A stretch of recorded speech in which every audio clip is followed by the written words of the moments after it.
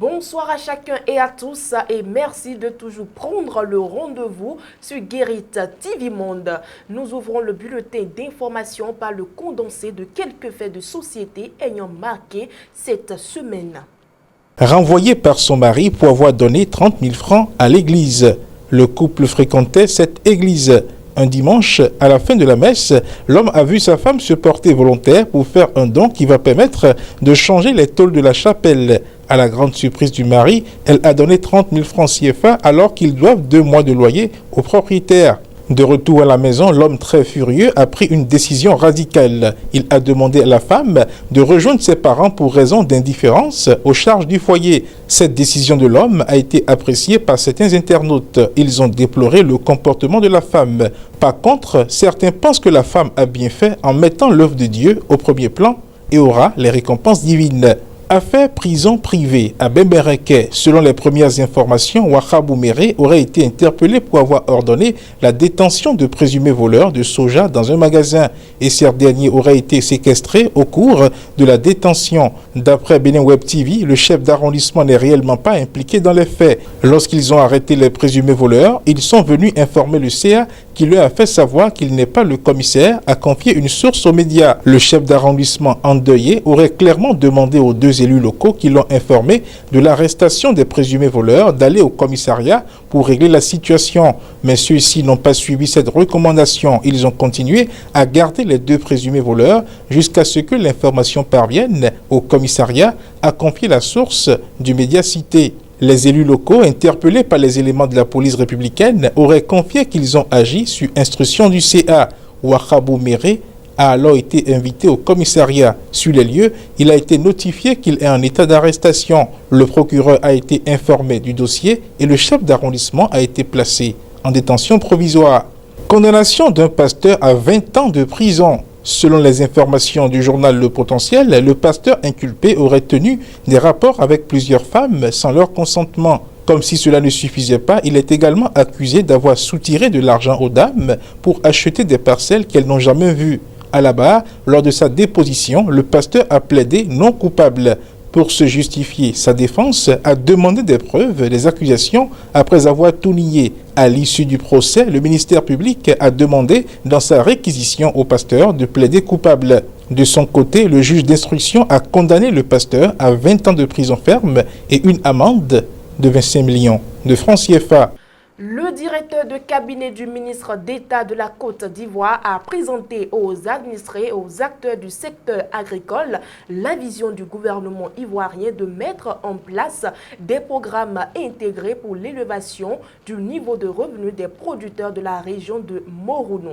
En Côte d'Ivoire, dans le cadre de la célébration de la 10e édition des Journées de l'administration agricole délocalisée, JAD, le jeudi 8 décembre 2022, le directeur de cabinet du ministère d'État, ministère de l'Agriculture et du Développement rural a présenté la vision du gouvernement de mettre en place des programmes intégrés pour relever le niveau de revenus des producteurs de la région de Morono. Il s'agira essentiellement, selon lui, de faire des aménagements hydro-agricoles pour produire des cultures vivrières de qualité d'une part et de produire beaucoup de cultures de rente d'autre part. Selon Noum Koulibaly, l'organisation des JAD dans la région de Morono permettra à l'administration non seulement de recueillir les aspirations, mais surtout, voire de mesurer les impacts des programmes déjà mis en œuvre sur les populations.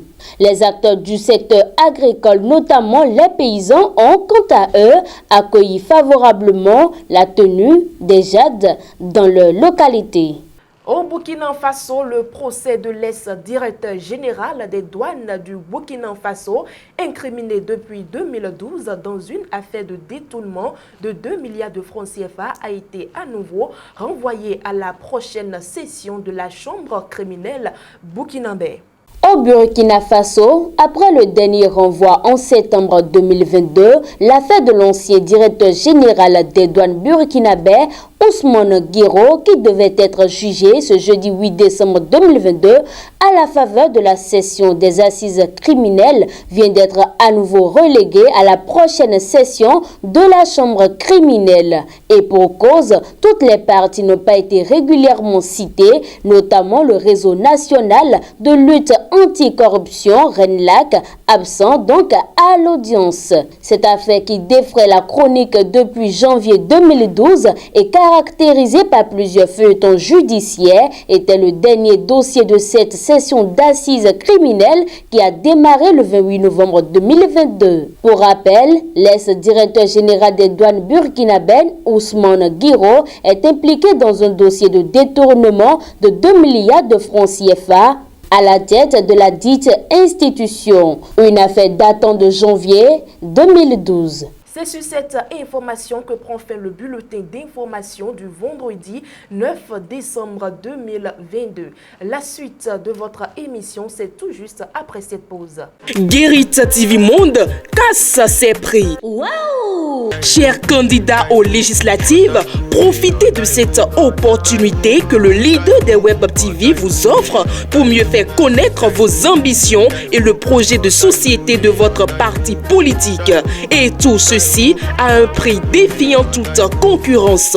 Pour plus d'informations, appelez le service commercial au 00229 91 19 10 10. Guérit TV Monde, le leader des Web TV. 8e législature, Talon est fier, mais qu'en est-il des Béninois? C'est le sujet qu'aborde Mas Gaspard Adjamossi dans la chronique du jour. 8e législature du Parlement béninois. Le président Talon est fier, mais qu'en est-il du peuple? Le président de la République, Patrice Talon, a délivré ce jeudi 8 décembre devant la représentation nationale son traditionnel discours sur l'état de la nation, conformément aux dispositions constitutionnelles. Un discours qui a permis au premier des Béninois de dresser un bilan quasi exhaustif des différentes réalisations dans plusieurs domaines de la vie des Béninois au cours de l'année 2022 qui s'achève et qui a aussi permis d'aborder les perspectives pour la prochaine année. Mais un aspect du discours du président de la République a particulièrement retenu l'attention du chroniqueur. Le président Talon a en effet consacré quelques minutes de son discours à tresser des lauriers d'une part au parti Union progressiste Le Renouveau et au bloc républicain et d'autre part aux députés de la 8e législature ainsi qu'à toute la mandature qui s'achève dans quelques jours. Les propos du président ont été particulièrement élogieux vis-à-vis de la 8e législature. Je voudrais leur dire combien je suis fier de cette législature. Vous avez marqué un tournant dans l'histoire du pays. Plus jamais le Parlement du Bénin ne sera ce qu'il a été par le passé. C'est votre mérite. Le travail abattu, le nombre de lois que vous avez initiées ou votées après que le gouvernement les ait proposées, la qualité de vos travaux, de vos exigences, de vos performances et l'abnégation qui ont caractérisé cette législature sont remarquables. La nature, le Bénin, Dieu vous le rendra. Voilà en l'occurrence quelques extraits des éloges adressés à la représentation nationale par le numéro 1 des Béninois à l'occasion de son discours sur l'état de la nation. Rappelons à toutes fins utiles que ce discours intervient dans un contexte de fin de législature, ce qui a peut-être amené le président de la République, Patrice Talon, à prononcer ces mots gentils vis-à-vis de nos parlementaires. Ces éloges venant du chef de l'État, on comprend aisément. Toutes les initiatives du gouvernement sont passées comme une lettre à la poste au cours de la 8e législature. Une législature qui aura aussi réussi l'exploit de n'avoir enregistré aucun vote contre un projet ou une proposition de loi ou tout autre dossier. Une législature qui a par ailleurs aussi traîné les pas à véritablement engager des actions de contrôle de l'action gouvernementale. Dans un contexte de séparation des pouvoirs, les propos particulièrement dithyrambiques du président de la République et donc du chef de l'exécutif vis-à-vis du Parlement peuvent apparaître aux yeux de certains comme la conséquence d'une certaine vassalisation de l'institution parlementaire. Et plus encore, combien de députés peuvent vraiment se sentir fiers à travers les propos du président de la République d'avoir vraiment contribué au succès de cette législature? Hormis les travaux en commission qui ne sont pas ouverts au public, les plénières révèlent que peu de députés interviennent sur les sujets en débat. Ce sont les mêmes, et on peut les compter sur les bouts du doigt de la main, qui interviennent et contribuent à améliorer positivement les dossiers. Enfin, le peuple béninois dont ils sont en réalité les représentants est-il aussi fier que le président de la République du bilan de la 8e législature et des députés qui la composent? Les avis et les opinions seront certainement partagés sur cette question, mais pas sûr que la majorité des Béninois se reconnaissent totalement à travers les lauriers tressés à la 8e législature par le président Talon. Mais enfin, les regards sont déjà tournés vers la 9e législature que les Béninois souhaitent plurielle dans sa composition, démocratique dans son fonctionnement et véritablement au service du peuple et de la nation. Merci à vous, Massa Gaspard Adjamossi, pour cette chronique. Mesdames et messieurs, nous recevons à présent pour vous Charles Alban-Daoui dans le forum de discussion du vendredi 9 décembre 2022. Charles Alban-Daoui, bonsoir. Bonsoir Latifa Kawedon. Quand on dit forum de discussion les vendredis, nous parlons bien sûr d'un sujet de société. Et donc, une femme a été renvoyée par son mari parce qu'elle aurait contribué à la construction de la toiture de l'église alors que son mari a 2 mois d'impayé de loyer.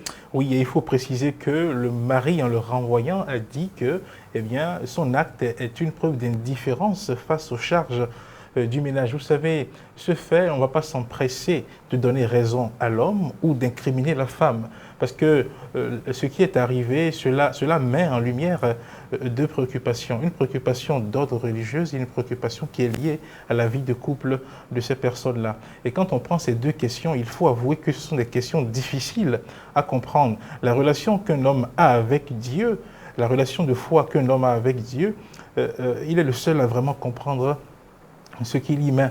Et quand on est dans la vie de couple aussi, c'est toujours compliqué à comprendre pour les gens qui regardent de l'extérieur. Vous savez, on peut estimer que la femme qui a agi ainsi n'a pas fait preuve d'amour envers son homme, puisque vous savez, si elle est chrétienne, il est dit dans la vie chrétienne qu'il faut aimer son prochain. Et pour cette femme-là, son mari, c'est le premier prochain qu'elle peut avoir. Et si son mari est en difficulté, sa réaction normale serait de venir en aide à ce mari-là. Si on prend la chose dans ce temps, qu'on peut estimer que, elle n'a pas fait preuve d'amour du prochain envers son mari, puisque c'est ce qui est prêché à l'Église, c'est ce que l'Évangile recommande. Maintenant, quand on entre dans sa relation avec Dieu, cette femme en question, on ne sait pas ce qui se dit dans cette église-là, on ne sait pas quelles sont les interprétations qui sont faites de la parole de Dieu dans cette église. Il peut arriver que le pasteur de cette église ait dit peut-être en lançant cette cotisation que si quelqu'un a des problèmes peut-être liés à l'hébergement, au loyer, si quelqu'un peut-être est en location et qu'il souhaite construire sa maison, s'il contribue à la construction de la maison de Dieu, il aura comme grâce qui va rejaillir une maison ou quelque chose, un toit pour lui-même. Et si la femme qui sait que son mari est dans cette difficulté-là, croit dans sa relation qu'elle a avec Dieu, qu'en contribuant à la construction de la maison de Dieu, elle peut avoir comme grâce en retour un toit pour elle-même et son mari, elle peut agir ainsi. Et donc, vous voyez, si une femme agit, si un homme agit en réfléchissant comme ça, c'est compliqué de juger puisqu'elle est la seule personne à comprendre quel genre de relation qu'elle a avec son Dieu, quel est le degré de foi qu'elle a, en posant cet acte-là. Son mari, sans doute, n'est pas dans sa logique, n'a pas compris. Et donc, la réaction que le mari a eue, c'est une réaction que, quelqu'un d'ordinaire peut avoir si, dans sa relation avec Dieu, il n'est pas dans la même dimension que sa femme. Mais ce qu'il faut retenir, c'est que quand même, quand on prend la situation tout de suite, quand on analyse superficiellement, on est tenté de dire que la femme a mal agi. Mais on ne sait pas. Quand l'homme parle d'indifférence aux charges du ménage, il se peut que la femme, au sein du ménage, contribue à supporter d'autres charges qui ne sont pas celles du loyer. Et elle peut estimer que, si par exemple elle contribue déjà au manger et à d'autres charges, que le mari doit pouvoir se débrouiller pour régler la question du loyer et que si elle a son argent, elle peut l'investir dans la construction de la toiture de l'église. Donc voilà autant de paramètres, autant de choses qu'on ne peut pas tout de suite comprendre, et donc on ne peut pas juger la dame, on ne peut pas dire que voilà, elle a mal agi en faisant cela, et on ne peut pas aussi condamner le mari, puisque bon, quand on prend sa réaction, c'est une réaction épidermique, et tout de suite, quelqu'un qui est en difficulté et qui voit quelqu'un, sa femme tout près de lui, qui ne lui vient pas en aide, peut réagir comme ça. Donc voilà un peu ce que moi je peux dire, mais quand on revient un peu sur le fait, et si on se base sur le discours de l'Évangile, le discours qui est tenu à l'Église, on peut tout de suite dire, mais voilà, le prochain dont on parle, pour cette femme, c'est quand même aussi son mari, et elle aurait pu se comporter autrement que ce qu'elle a fait. Voilà un peu. Eh bien, Charles Alwanda, oui, nous allons nous en arrêter là pour ce soir. Ah oui. On se donne rendez-vous la semaine prochaine. Merci beaucoup. Mesdames et messieurs, sans transition, voici la vidéo du jour que vous propose la rédaction de Guérit TV Monde. Continue.